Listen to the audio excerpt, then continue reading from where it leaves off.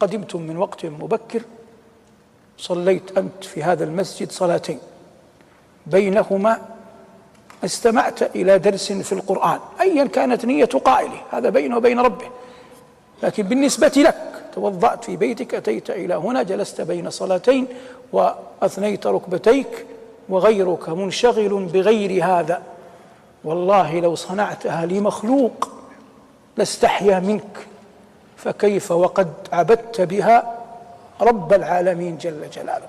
ثق على يقين، من حسن الظن بالله أن تعلم أن الله يقول: إن الله لا يضيع أجر المحسنين. وإذا جاء أحد تدل على الطاعة، تدل على الخير، تريد أن تقسم الشر في نفسه وتحثه على الخير، على أن يغلب هواه وعاندك، فقل له: إن الله يقول: وما يفعلوا من خير فلن يكفروه. لا يمكن أن يضيع الله، لا أحد أصدق من الله.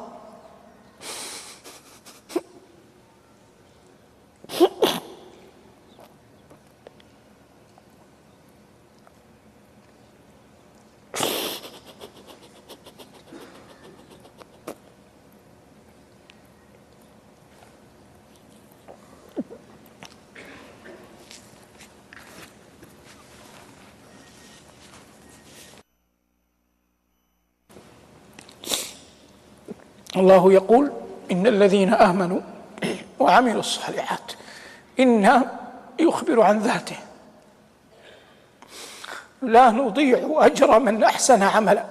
والله إن أقرب الناس إليك وألصقهم بك قد يضيع بعض أمرك وينسى بعض كلمك ويفوت عليه بعض عطاياك، لكن ما تصنع تفعله تقوله تعمله وتريد به وجه الله، والله لا يمكن أن يضيع ولو كان حبة خردل، فالله لا أحد أصدق منه وعدا ولا أصدق منه قيلا.